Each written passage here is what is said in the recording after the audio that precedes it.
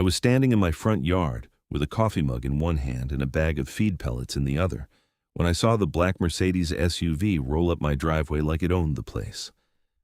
The woman who stepped out wore sunglasses that probably cost more than my monthly mortgage payment and a white pantsuit so crisp it looked like she ironed it in the car on the way over. I knew exactly who she was before she even opened her mouth. Patricia Kensington, president of the Meadowbrook Estates Homeowners Association, and from the way she was staring at my two llamas munching grass in their paddock, I knew this was not going to be a friendly visit. "Excuse me," Patricia called out, her voice sharp enough to cut glass. "Are those farm animals on your property?" I set my coffee mug down on the porch railing and walked toward the fence line where my llamas, Hank and Dolly, were contentedly chewing their breakfast. "They're llamas," I said, keeping my tone neutral. "And yeah, they live here." Patricia removed her sunglasses with a dramatic flourish that would have made a soap opera actress proud. "Mr. Irving, I'm Patricia Kensington, president of the Meadowbrook HOA board. I don't know if you're aware, but livestock are strictly prohibited in this community. You're going to need to remove them immediately." I took a long sip of my coffee, buying myself a moment to process this ridiculous conversation. I'd moved to Meadowbrook Estates in Larimer County, Colorado, about 6 months ago, specifically because the property was zoned for agricultural use. The previous owner had kept chickens and a couple of goats. I had done my homework before I bought the place, read through every single line of the HOA covenants, and consulted with a real estate attorney who confirmed what I already suspected. My property had a livestock exemption that predated the HOA by nearly 15 years. "I'm aware of the HOA rules," I said calmly, "but my property has a grandfather clause for agricultural use. It was part of the original deed when this land was subdivided back in 2008. Patricia's face flushed red, which contrasted spectacularly with her white pantsuit. "It's absolutely ridiculous. This is a residential community, not a farm. Those animals are a nuisance, and I've already received 3 complaints from your neighbors about the smell." "The smell?" I couldn't help but laugh. "Patricia, llamas are one of the cleanest livestock animals you can own. They use communal dung piles, which I clean twice a week. I guarantee you they smell better than most of the dogs in this neighborhood." "That's beside the point," she snapped. "The HOA board has voted, and we're issuing you a formal violation notice. You have 30 days to remove the animals or face daily fines of $500. I felt my jaw clench. $500 a day was insane, clearly designed to financially bludgeon me into compliance rather than actually address any legitimate concern. "You can issue whatever notices you want, Patricia, but those llamas aren't going anywhere. Like I said, my property has an agricultural exemption." "We'll see about that," she said, shoving her sunglasses back on. "Expect the violation notice in the mail, and Mr. Irving, I suggest you hire a good attorney, because the Meadowbrook HOA doesn't lose." She turned on her designer heel and marched back to her Mercedes, spraying gravel as she peeled out of my driveway. I watched her go, then turned back to Hank and Dolly, who had witnessed the entire exchange with the kind of serene indifference that only llamas can manage. "Don't worry, guys," I said, scratching Hank behind his ears. "Nobody's taking you anywhere." But even as I said it, I felt a knot of anxiety forming in my stomach. I knew I was legally in the right, but HOAs had a reputation for dragging homeowners through expensive, time-consuming legal battles, even when they didn't have a leg to stand on. I had bought this property with my savings after my divorce, and I didn't exactly have unlimited funds to throw at lawyers. The violation notice arrived 3 days later, delivered by certified mail like I was being served with a lawsuit. The letter was even more aggressive than Patricia's in-person visit. It accused me of violating Section 4.7 of the HOA covenants, which prohibited livestock, farm animals, or any animal kept for commercial purposes. It demanded the immediate removal of my llamas and threatened daily fines starting in exactly 27 days. The letter also informed me that if I didn't comply, the HOA would place a lien on my property and potentially foreclose. I sat at my kitchen table, reading the letter 3 times, my anger building with each pass. The threat of foreclosure was completely disproportionate to the supposed violation, and I was certain it was designed to intimidate me. I pulled out the folder I had kept from my home purchase, found the original deed and title documents, and reread the section about agricultural exemptions. It was crystal clear. My property, along with 4 others in the subdivision, had been granted perpetual agricultural use rights when the land was originally subdivided from a larger ranch. Those rights ran with the land, meaning they transferred to any new owner, and they explicitly superseded any later HOA restrictions. I called my real estate attorney, David Chen, the same guy who had helped me with the purchase. His assistant put me through right away. "Ethan, good to hear from you," David said. "How's the new place treating you?" "Great, except the HOA is trying to force me to get rid of my llamas," I said. There was a pause. "The llamas you bought specifically because the property has agricultural zoning." "Those would be the ones. Did you show them the agricultural exemption in your deed?" "I mentioned it, but the HOA president didn't want to hear it. Now they're threatening $500 daily fines and foreclosure." David let out a low whistle. "That's aggressive. Email me the violation notice and your deed documents. Let me review everything and I'll call you back this afternoon." I scanned the documents and sent them over, then spent the rest of the morning doing chores around the property. I mucked out the llama shelter, cleaned their water troughs, and reinforced a section of fence that was looking a little wobbly. Physical work helped clear my head, and by the time David called back around 2 in the afternoon, I was feeling a little more centered. "Okay, I've reviewed everything," David said. "Here's the bottom line. You're absolutely in the right. The agricultural exemption in your deed is ironclad. It predates the HOA. It's properly recorded with the county, and Colorado law is very clear that deed restrictions supersede HOA covenants when there's a conflict. The HOA doesn't have a case. So what do I do? Write them a letter explaining the exemption, cite the relevant deed provisions and Colorado statutes, and inform them you won't be complying with the violation notice. I can draft it for you if you want. Make it look official." "How much will that cost?" "For a letter? $200. But Ethan, I need to be straight with you. Even though you're legally right, HOAs can be incredibly stubborn. They might drag this out, force you to go to court, rack up legal fees. It's a common intimidation tactic." "How much are we talking if this goes to court?"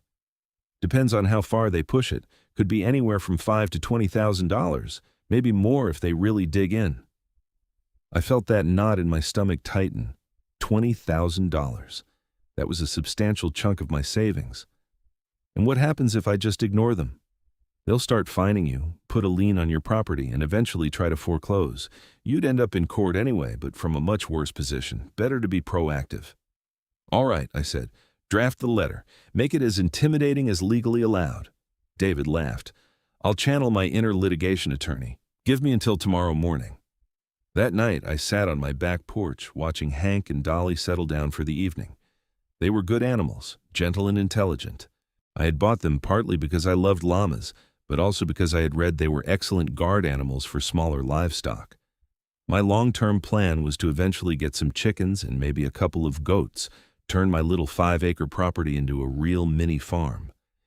It was a dream I had been nurturing for years, something that kept me going through the miserable final years of my marriage and the complicated divorce that followed. The next morning, David's letter arrived in my email.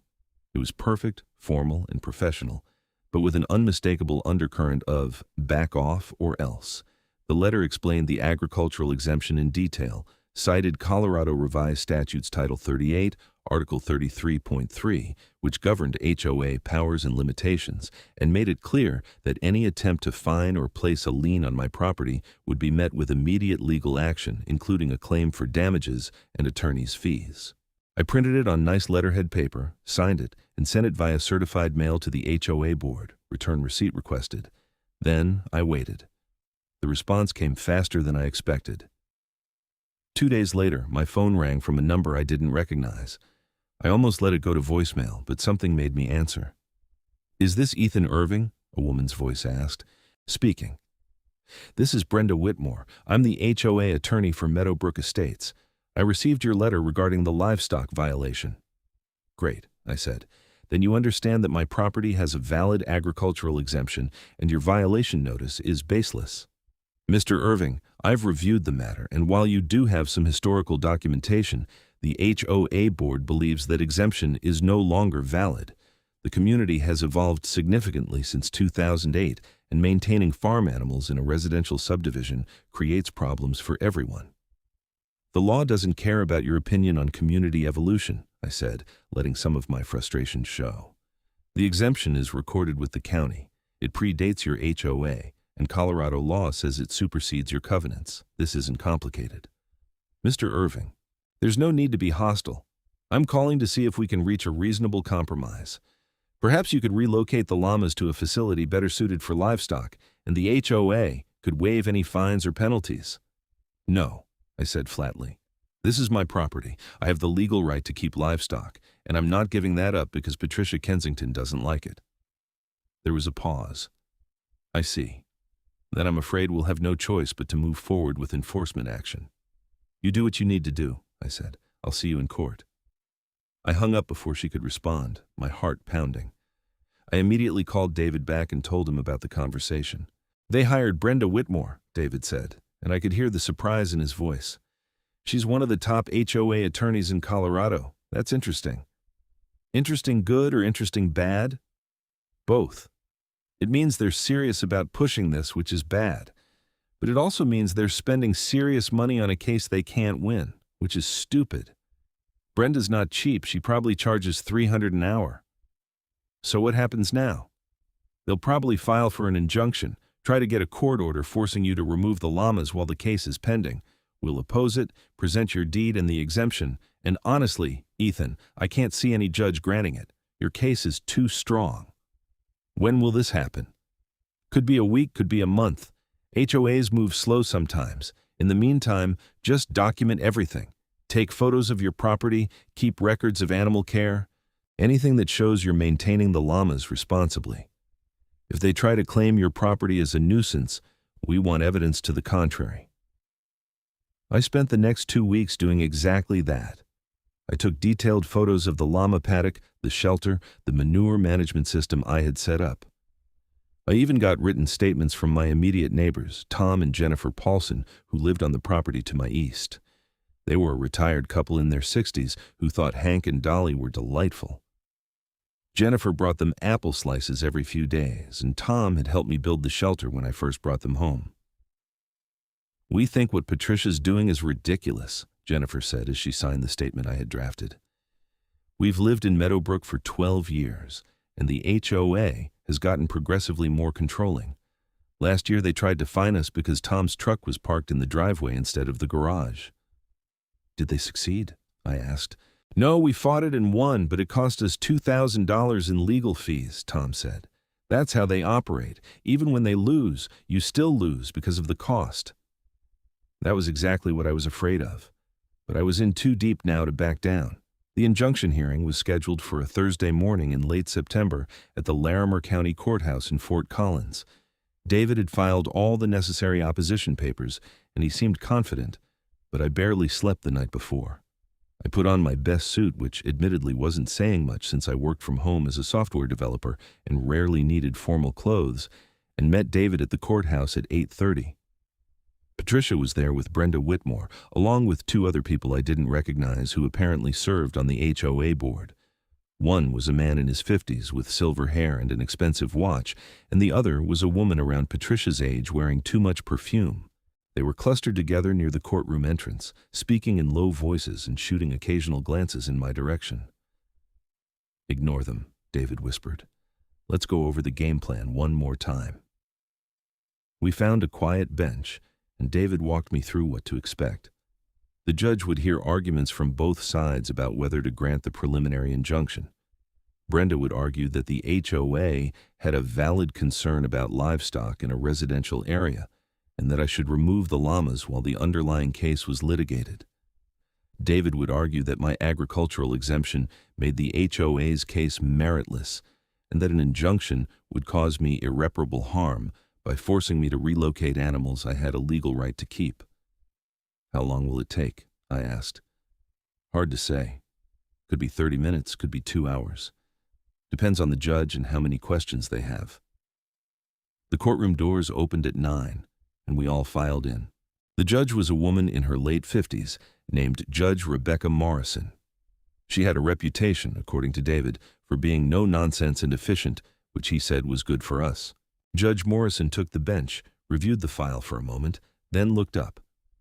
All right, I've read the pleadings. This is a motion for preliminary injunction filed by Meadowbrook Estates HOA, seeking to compel Mr. Irving to remove 2 llamas from his property. Ms. Whitmore, you may proceed. Brenda stood up, and I had to admit she looked every bit the polished professional. Thank you, Your Honor. This case is about maintaining the character and quality of a residential community. Meadowbrook Estates is a family-oriented subdivision with over 200 homes. The HOA covenants clearly prohibit livestock and farm animals, and those restrictions exist for good reason. They prevent noise, odors, and other nuisances that would diminish property values and residents' quality of life. Your Honor, Brenda continued, Mr. Irving purchased his property knowing it was subject to HOA covenants. He cannot now claim exemption from rules that apply to every other homeowner. The animals in question are large, they produce waste, and multiple neighbors have complained. We're asking the court to order their removal while this matter is properly litigated. Judge Morrison made a note, then looked at David. Mr. Chen, David stood up, and I could see he was completely calm and confident. Your Honor, this is actually a very simple case that shouldn't have required court involvement. Mr. Irving's property has a recorded agricultural exemption that predates the HOA by 15 years. That exemption is in his deed, it's filed with the county, and under Colorado law, it supersedes any conflicting HOA restriction. I've provided the court with copies of the deed, the recorded exemption, and the relevant statutes. Judge Morrison flipped through the documents in front of her. I see that. Ms. Whitmore, how do you respond to the agricultural exemption? Brenda stood back up. Your Honor, that exemption was granted in a different time when this area was more rural. The community has changed dramatically. We believe the exemption is no longer valid given the residential character of the neighborhood. But it's recorded with the county, Judge Morrison said. It's a deed restriction. You can't just declare it invalid because the neighborhood changed. Your Honor, we believe there are grounds to challenge the continued validity of the exemption based on changed circumstances. And, Ms. Whitmore, Judge Morrison interrupted, do you have any case law supporting the proposition that a validly recorded agricultural exemption can be nullified by subsequent neighborhood development? Brenda hesitated. We're prepared to brief that issue for the court. I'll take that as a no. Judge Morrison turned to David. Mr. Chen, do you have authority supporting your position? Yes. Your Honor, Colorado Revised Statutes. Section 3833.3106 makes clear that HOA covenants cannot override prior recorded deed restrictions. Additionally, there's a Colorado Court of Appeals case from 2019, Henderson v. Lakeside HOA, directly on point. In that case, the court held that a pre-existing agricultural easement could not be superseded by later HOA restrictions. Judge Morrison nodded and flipped through more papers. The courtroom was silent, except for the rustling of documents. I could feel Patricia's eyes boring into the back of my head, but I kept my gaze fixed on the judge. After what felt like an eternity, but was probably only 2 minutes, Judge Morrison looked up. I'm going to deny the motion for preliminary injunction. Mr. Irving has presented clear evidence of a recorded agricultural exemption that predates the HOA. The legal authority Mr. Chen cited is compelling, and I see no basis for overriding a valid deed restriction. If the HOA wishes to challenge the exemption's validity, they can do so in the underlying litigation. But I'm not going to order removal of the animals at this stage. I felt a wave of relief so powerful, I almost laughed out loud. David put a hand on my arm, keeping me grounded. Furthermore, Judge Morrison continued, I'm ordering the HOA to show cause within 30 days why this entire action shouldn't be dismissed as frivolous. Mr. Chen, please file the appropriate motion. Brenda's face had gone pale. Your Honor, we respectfully disagree that this action is frivolous. You can disagree all you want, Ms. Whitmore, but you brought an injunction motion without adequate legal foundation. This hearing took up court time and resources, and from what I can see, Mr. Irving's position was clearly documented from the start. 30 days for a response to the show cause order were adjourned. Judge Morrison stood, and we all rose as she left the courtroom. The moment the door closed behind her, David turned to me with a huge grin. "Nah, that was about as close to a complete victory as you can get in a preliminary hearing," he said quietly. "She basically called them out for wasting everyone's time." Patricia stormed past us without making eye contact, but I could see the fury radiating off her. Brenda lingered for a moment, gathering her papers, and then approached us. "Mr. Chen, I'd like to discuss settlement," she said. "Sure," David said. "My client is open to the HOA, dismissing this case with prejudice and reimbursing his attorney's fees." Brenda's expression didn't change. "That's not realistic. Perhaps we could agree to mutually dismiss without fees." "Why would we do that?" David asked. "We just won. Judge Morrison is on the verge of sanctioning you. Take this back to your clients and tell them to cut their losses." Brenda nodded stiffly and walked away. David and I left the courthouse and stood in the parking lot for a moment, both of us processing what had just happened. "Is it really over?" I asked. "Not officially, but yeah, basically. They'd be insane to continue. Judge Morrison's going to dismiss this case in 30 days, unless they can come up with some miraculous legal argument, and trust me, that argument doesn't exist. You won." I drove home feeling lighter than I had in weeks. When I pulled into my driveway, Hank and Dolly were standing at the fence line like they had been waiting for me. I walked over and gave them each a handful of pellets. "You guys are staying," I said. "Nobody's taking you anywhere." That weekend, I was in my yard doing some late-season gardening when Tom and Jennifer came over with a bottle of wine. "We heard you won," Jennifer said, beaming. "Who told you?" "Patricia's husband, actually," Tom said with a chuckle. "He was at the hardware store this morning complaining about how the HOA wasted $15,000 on lawyers for a case they lost in 10 minutes. 10 minutes? I said. It was more like 20. We all laughed, and we spent the next hour sitting on my porch, drinking wine and talking about the absurdity of HOA politics. Jennifer mentioned that several other homeowners had approached her asking about the case because they were dealing with their own HOA disputes. One couple had been cited for having the wrong shade of beige paint on their house. Another had been fined for letting their grass grow half an inch too long. "The whole system is broken," Tom said. HOAs are supposed to maintain property values and handle community issues, but they end up becoming little fiefdoms where people like Patricia can abuse their authority. "Have you ever thought about running for the board?" I asked. Tom laughed. "Hell no. I'm retired. I don't want that kind of stress, but you should think about it, Ethan. Next election is in 6 months. I filed that thought away for later consideration. For now, I was just happy to have the immediate crisis resolved. The 30 days came and went, and the HOA didn't file any response to Judge Morrison's show cause order. On day 31, David filed a motion to dismiss, and the judge granted it within a week. The case was officially closed, and the order noted that the dismissal was with prejudice, meaning the HOA couldn't refile the same claim. I thought that was the end of it. I was wrong. About 2 weeks after the dismissal, I came home from a grocery run to find my mailbox had been vandalized. Someone had taken a baseball bat or something similar to it, completely destroying the wooden post and leaving the mailbox itself dented and lying in the driveway. I called the Larimer County Sheriff's Office and filed a report, though the deputy who came out told me that mailbox vandalism was unfortunately common and rarely solved unless there were witnesses or security footage. "Do you have any idea who might have done this?" the deputy asked.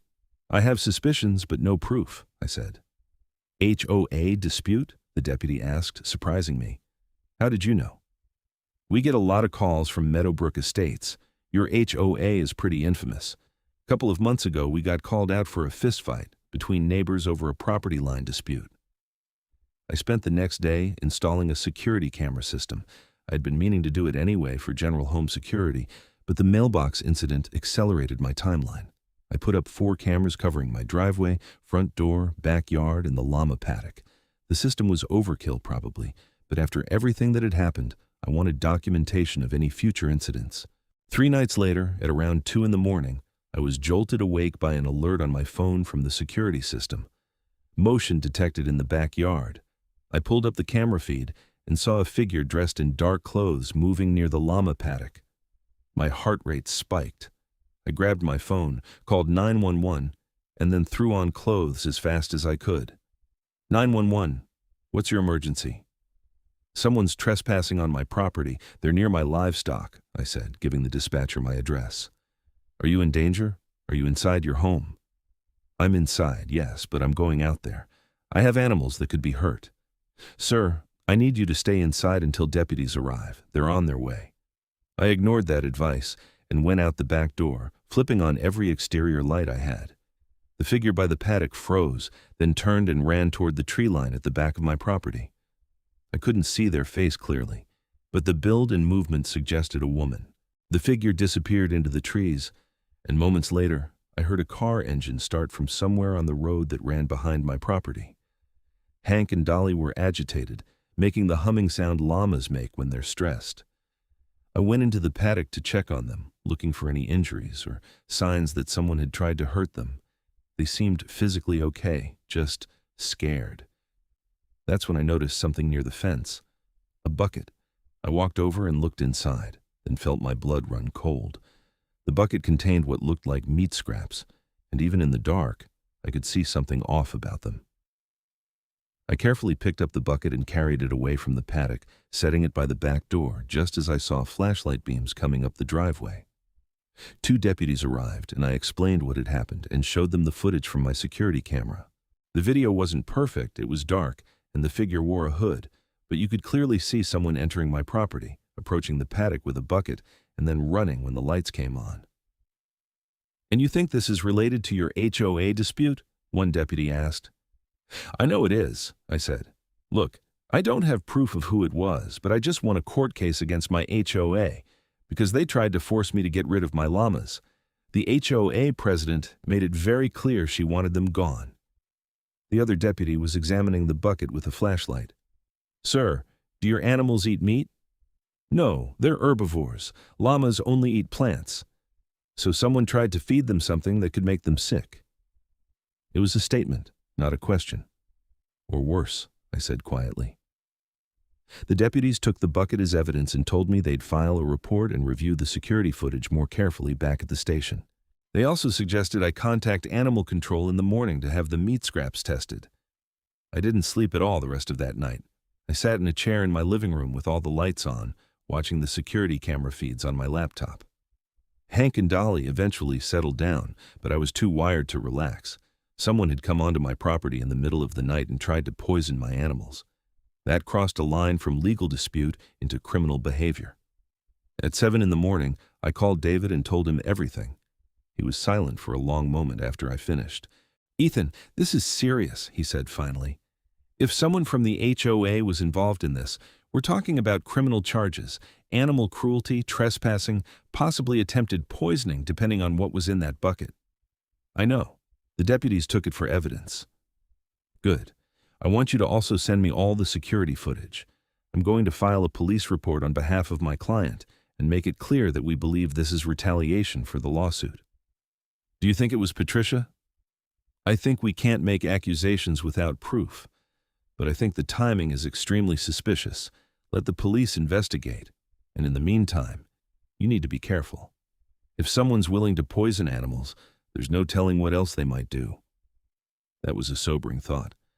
I spent the rest of the day fortifying my property. I added better locks to the gates, installed motion sensor lights around the entire perimeter, and even bought an air horn to keep by my bed in case I needed to scare off intruders. Tom came over when he saw me working and helped me reinforce the paddock fence. Jennifer and I have been talking, Tom said as we worked. We're going to start coming to HOA board meetings. We've been too passive for too long. What they're doing to you is wrong, and if they're escalating to criminal behavior, someone needs to stand up to them. I appreciate that, I said, but be careful. I don't want you guys getting targeted too. We're retired and bored, Tom said with a grin. We could use a little excitement. 2 days later, a detective from the Larimer County Sheriff's Office called me. His name was Detective Michael Reeves, and he had been assigned to investigate the trespassing incident. Mr. Irving, I've reviewed the security footage and the preliminary analysis of the contents of that bucket, he said. The meat was laced with rat poison, a pretty significant amount of it. If your animals had eaten it, they likely would have died. I felt sick. So it was attempted murder, of my llamas. Legally, it's animal cruelty and attempted poisoning of livestock, which is a felony in Colorado. We're taking this very seriously. I need to ask you some questions about individuals who might have had motive to do this. I told Detective Reeves everything about the HOA dispute, the lawsuit, Patricia's aggressive behavior, and my suspicion that someone from the HOA board was involved. He took detailed notes and asked for copies of all the court documents and correspondence between me and the HOA. I can't tell you the specifics of our investigation, Detective Reeves said, but I will say we're looking at several persons of interest. In the meantime, keep your security system running and call us immediately if anything else happens. The investigation took 3 weeks. During that time, I lived in a constant state of anxiety. Every car that drove past my house, every unexpected noise at night, set my nerves on edge. I barely slept, and my work suffered because I couldn't focus. Tom and Jennifer were great, checking in on me daily and even offering to take shifts watching my property at night, though I didn't take them up on it. Finally, on a Tuesday afternoon in late October, Detective Reeves called me again. "Mr. Irving, we've made an arrest in your case. I thought you'd want to know." "Who was it?" I asked, though I already suspected the answer. "Patricia Kensington, the HOA president.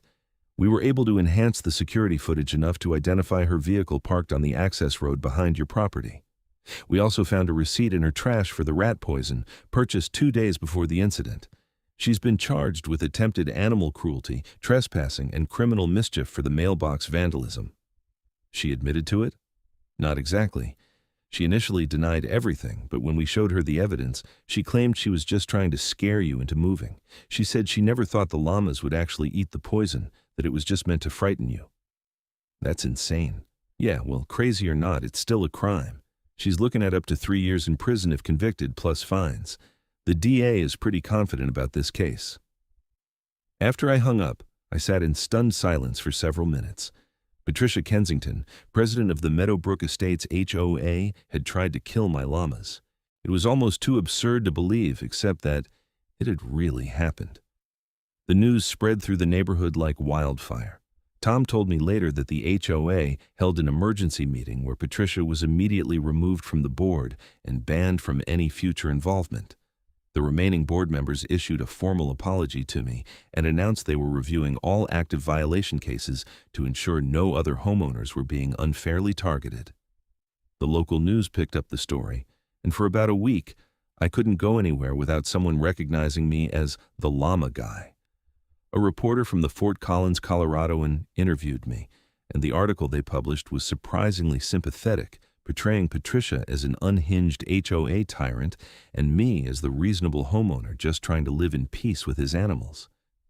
Patricia's criminal trial was scheduled for March, but her attorney worked out a plea deal in January. She pled guilty to misdemeanor attempted animal cruelty and trespassing, got 6 months in jail with 4 suspended, 2 years probation, and a $5,000 fine. She also had to pay restitution for my legal fees and the cost of the security system I had installed. The plea deal required her to have no contact with me and to resign permanently from any HOA board positions. I attended the sentencing hearing, partly because I wanted to see justice done, and partly because I wanted to look Patricia in the eye. She looked smaller in court than she had in my driveway that first day, defeated and ashamed. When the judge asked if I wanted to make a victim impact statement, I stood up. "Your Honor, I moved to Meadowbrook Estates because I wanted a quiet place to live and keep animals. I did everything legally, I followed all the rules, and I tried to be a good neighbor. Patricia Kensington decided that her personal preference for what my property should look like was more important than my legal rights and the law. She weaponized the HOA, she tried to financially destroy me with fines and legal fees, and when that didn't work, she tried to kill my animals. I'm not asking for any specific sentence, but I hope this sends a message that HOA board members aren't above the law and that they can't abuse their authority without consequences." The judge thanked me and proceeded with sentencing. Patricia was led out of the courtroom in handcuffs, and I left feeling like a weight had been lifted off my shoulders. Life slowly returned to normal after that. The new HOA board president, a reasonable guy named Mark Stevenson who worked as an engineer, reached out to me personally to apologize and assure me that the board had no intention of pursuing any action regarding my llamas. He also invited me to join a committee that was reviewing and updating the HOA covenants to make them more reasonable and less susceptible to abuse.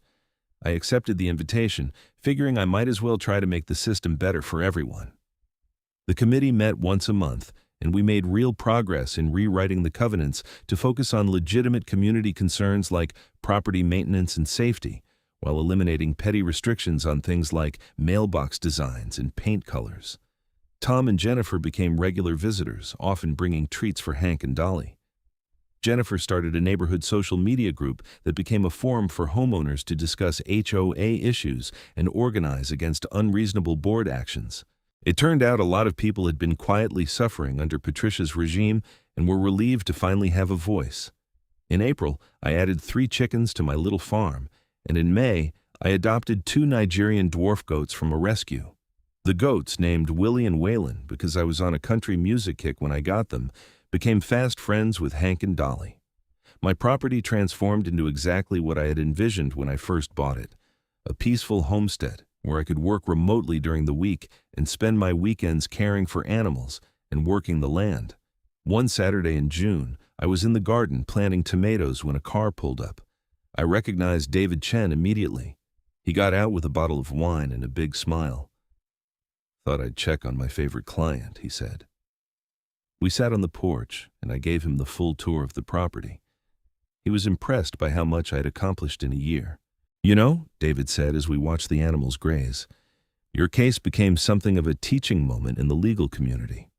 I've given 2 presentations about it at seminars on property rights and HOA overreach. You're famous in Colorado real estate law circles." "I could have done without the fame," I said, but I was smiling. "The really interesting thing is how many people have reached out to me after hearing your story. Turns out there are a lot of folks dealing with similar issues. HOA is trying to override pre-existing property rights. Your case gave them ammunition to fight back. So some good came out of all this insanity?" "More than you know." As the sun set over the Front Range, turning the sky brilliant shades of orange and pink, I reflected on everything that had happened. A year ago, I had been standing in this same spot, terrified that I was going to lose my home and my animals because of an out-of-control HOA president with a grudge. Now, Patricia was a convicted criminal. The HOA had been reformed, and I was living exactly the life I wanted. Hank wandered over to the porch and stuck his head over the railing, looking for treats. I fed him a carrot and scratched behind his ears. "Thanks for not giving up on us, buddy," Hank seemed to say with his calm, knowing llama eyes. "Never," I replied. "This is home." David left around sunset, and I spent the rest of the evening doing chores and thinking about the future. Tom had been right months ago when he suggested I should run for the HOA board. The next election was coming up in November, and several neighbors had approached me about running for a position. I was seriously considering it. Someone needed to make sure the board stayed focused on actual community needs rather than petty power trips.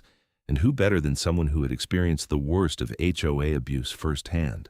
The criminal case against Patricia had sent shockwaves through HOA boards across Larimer County. I heard through the grapevine that several other HOA presidents had suddenly become much more cautious about aggressive enforcement actions, worried about potential legal and criminal liability. That was a good thing. HOAs served a legitimate purpose when properly run, but they needed to be kept in check by both the law and community oversight.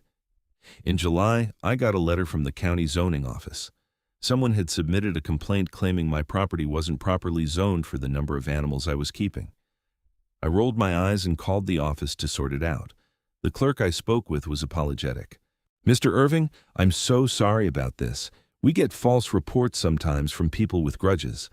I pulled up your file, and your property is properly zoned agricultural residential.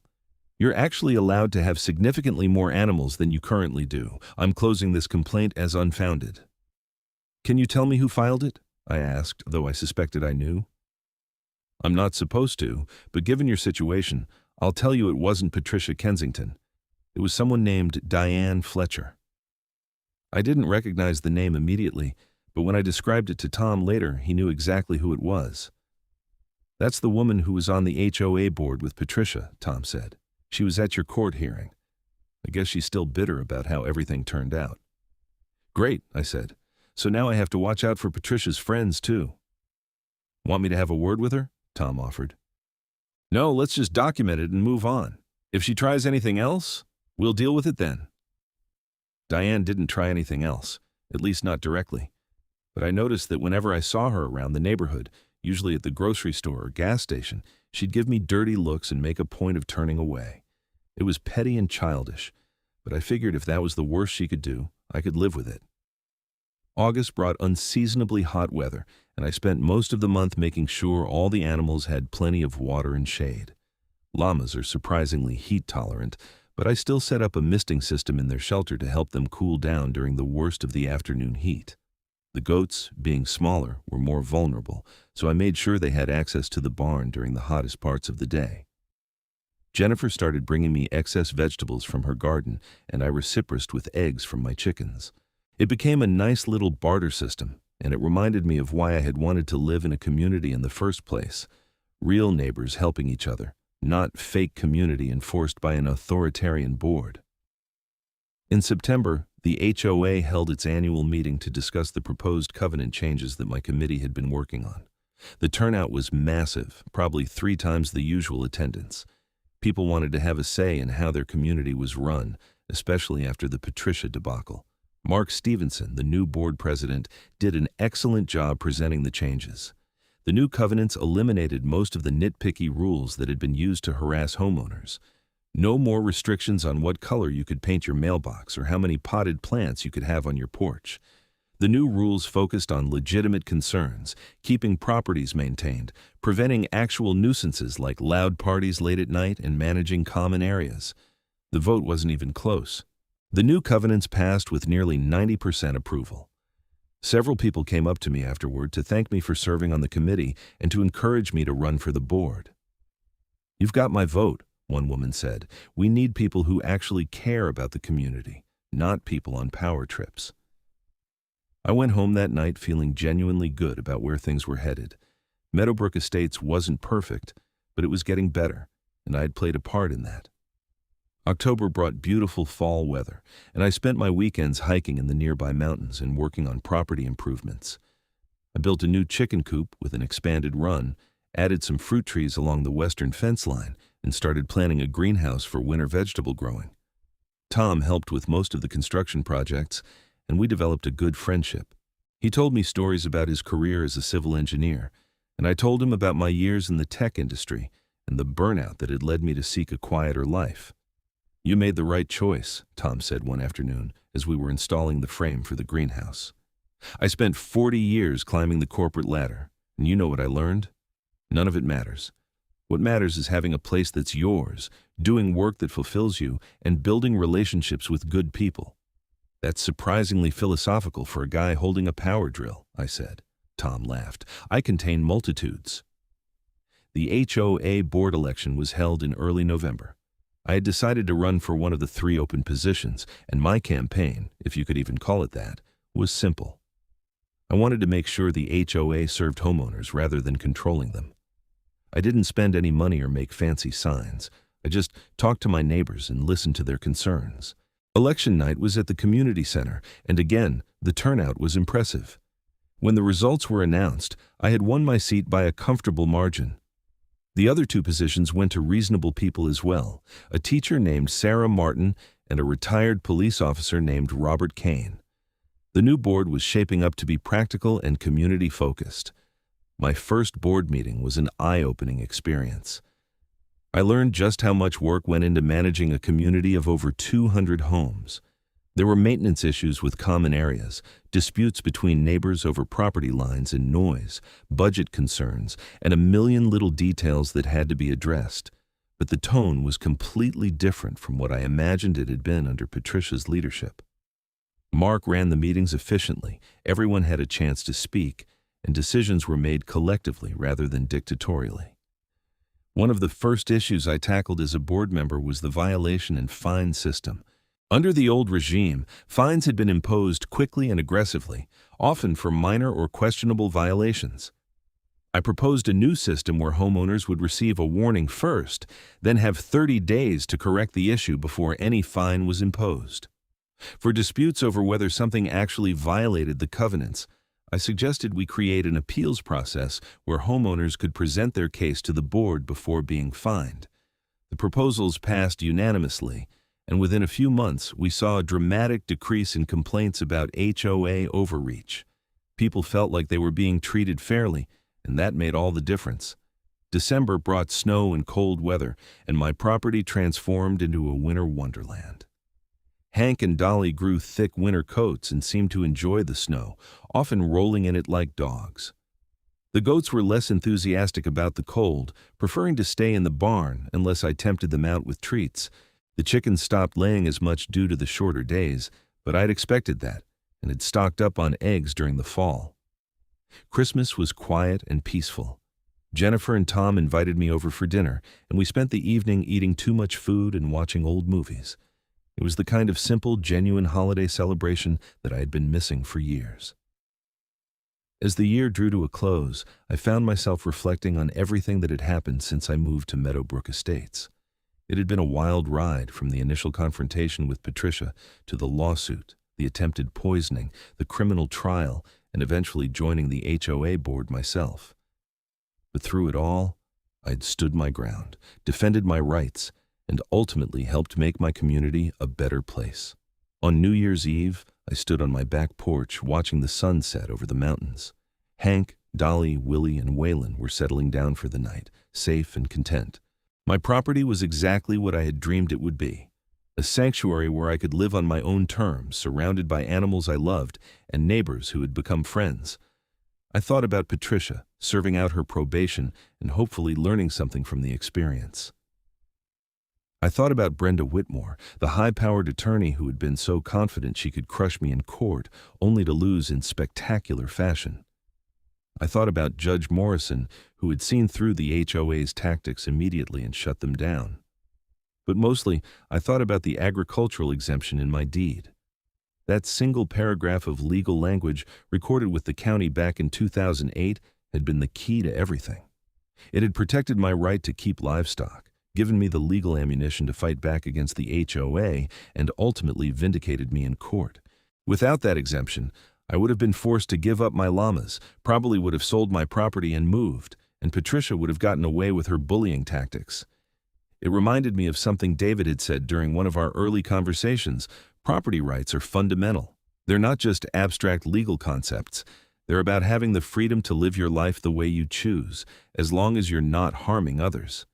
The agricultural exemption in my deed represented that freedom, and I had fought to defend it not just for myself, but for the principle of the thing.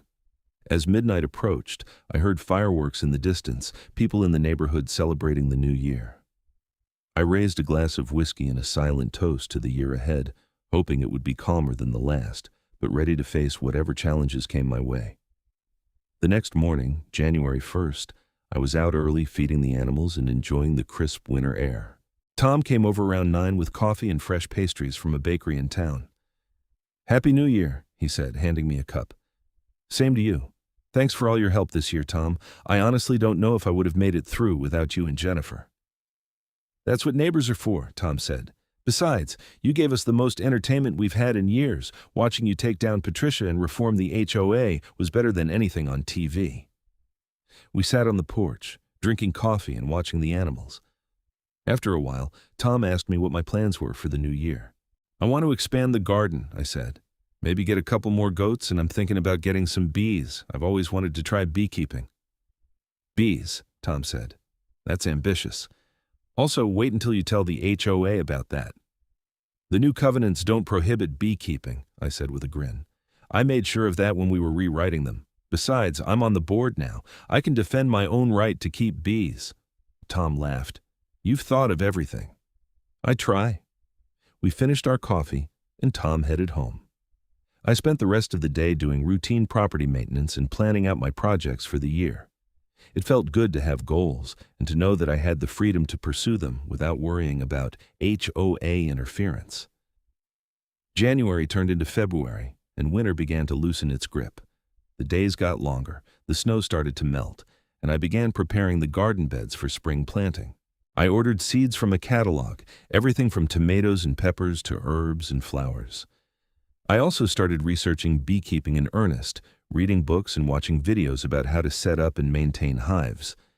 In early March, I drove down to a beekeeping supply store in Denver and bought 2 complete hive setups, along with all the protective gear and tools I would need. The bees themselves would arrive in April, shipped from a breeder in California. I was nervous but excited about this new venture. I also started getting more involved in local agriculture. I joined the Larimer County Farm Bureau and started attending their monthly meetings. I met other small-scale farmers and ranchers, people who were passionate about sustainable agriculture and local food systems. Several of them had their own stories about conflicts with zoning boards or HOAs, and they were impressed by how I had defended my rights. "You're kind of a local legend," one woman told me. She raised heritage breed chickens on a 10-acre property east of Fort Collins. "People talk about the guy who fought his HOA and won. You gave a lot of us hope that we can stand up to bureaucratic nonsense." It was humbling and a little surreal to think that my story had resonated with so many people. But it also reinforced my belief that I had done the right thing. Property rights and agricultural freedom were important, not just for me, but for anyone who wanted to live a more self-sufficient, connected to the land lifestyle. April arrived with warming temperatures and the promise of spring. My bee colonies arrived on a Tuesday, and I spent a nervous hour installing them in their hives. The process went smoother than I expected, and by the end of the day, I had 2 thriving colonies buzzing happily in the back corner of my property. I felt an absurd sense of pride watching them fly in and out of the hives, beginning their work of pollinating my garden and the surrounding area. May was planting season, and I threw myself into the work. I put in tomatoes, peppers, squash, beans, and a dozen other vegetables. I planted flowers around the borders to attract more pollinators. I added herbs near the kitchen door for easy access while cooking. The property was bursting with life and potential. One Saturday afternoon, I was in the garden when I heard a car pull up. I looked up to see David Chen getting out, along with a woman I didn't recognize. "Ethan," David called out, "I hope you don't mind. I brought someone to meet you. This is Professor Linda Garrett from Colorado State University. She teaches property law." Professor Garrett was in her 60s with gray hair and a warm smile. She shook my hand firmly. "I've heard so much about your case," she said. "It's a perfect example of how pre-existing property rights can conflict with HOA covenants. I'd love to use it as a case study in my class, with your permission, of course." "Of course," I said, though I'm not sure how interesting it would be for students. The whole thing was pretty straightforward. "That's exactly what makes it valuable," Professor Garrett said. "Too often, property law cases are complicated messes. Yours is clean. Clear deed restriction, clear HOA overreach, clear resolution. It's an excellent teaching tool."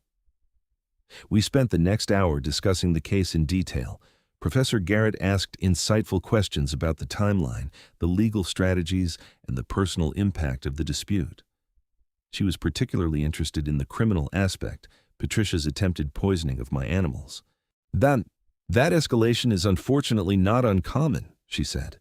"When people feel like they're losing control, they sometimes resort to extreme measures. It's a reminder that property disputes aren't just legal abstractions, they affect real people's lives."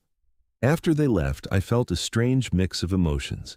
It was validating to know that my experience had academic and educational value, but it also brought back memories of how stressful and frightening the whole ordeal had been. I was glad it was over and that I had won, but I wouldn't wish that experience on anyone. Summer arrived with hot days and cool mountain nights. My garden exploded with growth, producing more vegetables than I could eat. I started giving away bags of tomatoes, peppers, and squash to Tom and Jennifer and other neighbors. Several people asked if I would be interested in selling produce at the local farmers market, and I seriously considered it. It would be a nice side income, and I enjoyed the idea of contributing to the local food economy. The HOA board continued to function smoothly. We dealt with the usual issues, noise complaints, maintenance of common areas, budget discussions, but there was none of the drama that had characterized Patricia's reign. Mark Stevenson was planning to step down as president at the end of his term, and several board members had approached me about taking over the role. I was thinking about it, but I wasn't sure I wanted that level of responsibility. In July, I got an unexpected phone call from Brenda Whitmore, the attorney who had represented the HOA in the lawsuit against me. I almost didn't answer, but curiosity got the better of me. "Mr. Irving, I hope I'm not bothering you," she said. "I wanted to call and apologize for my role in that lawsuit. I should have done more due diligence before agreeing to represent the HOA. Your agricultural exemption was clearly valid, and I should have advised my clients to drop the case immediately." I was surprised by her candor. "I appreciate you saying that. I also wanted you to know that I've stopped taking HOA cases. Your situation made me realize that I was often on the wrong side of these disputes, defending organizations that abused their power. I've shifted my practice to focus on helping homeowners fight back against overreaching HOAs." "That's quite a career change," I said. It is, but it feels right. I've taken on 3 cases in the last few months, all homeowners facing unreasonable fines or violation notices. And I keep thinking about your case, about how clear-cut it was, and how I still tried to push forward. I don't want to be that person anymore." We talked for a few more minutes, and I found myself respecting her willingness to admit she had been wrong and to make a change. It took courage to pivot your entire career based on a moral realization. August brought county fair season, and I decided to enter some of my produce in the vegetable competition. I brought my best tomatoes, peppers, and a massive zucchini that was almost comically oversized. To my surprise and delight, I won 2nd place in the heirloom tomato category and 3rd place for the zucchini. It was a small thing, but it felt like validation of all the work I had put into the garden. I also brought Hank and Dolly to the fair's livestock show, just for fun. They weren't competing, but the fair had an area where people could bring their animals for educational demonstrations. Kids love the llamas, and I spent hours answering questions about llama care, behavior, and why someone would want to keep them as pets. "Did you really fight your HOA to keep these guys?" one teenager asked. "I did," I said, "and I'd do it again." The teenager nodded seriously. "That's cool. My dad always complains about our HOA, says they're too controlling." "Sometimes they are," I said, "but you can fight back if you know your rights." As fall approached, I began preparing the property for winter. I harvested the last of the garden vegetables, cleaned out the beds, and planted cover crops to enrich the soil. I made sure all the animal shelters were weatherproofed and stocked up on feed and supplies. I also harvested honey from my beehives for the first time, pulling out frames heavy with golden sweetness. The process was sticky and messy, but incredibly rewarding. I ended up with almost 30 pounds of honey, more than enough for personal use with plenty left over to give as gifts. In October, Mark Stevenson officially announced he was stepping down as HOA board president. The board held a special meeting to elect a new president, and after some discussion, they nominated me. I accepted, partly because I felt obligated and partly because I wanted to ensure the board continued on its current path of reasonable, community-focused governance. My first act as president was to establish regular office hours where homeowners could come to me with concerns or questions. I held them every Saturday morning at the community center, and I was surprised by how many people took advantage of the opportunity. Most of the issues were minor things that could be resolved with a simple conversation, but people appreciated having direct access to board leadership. One Saturday, an older man named Frank Johnson came to see me. He was in his 70s and had lived in Meadowbrook for 20 years. "I just wanted to thank you," Frank said, "for what you did, fighting the HOA and reforming it.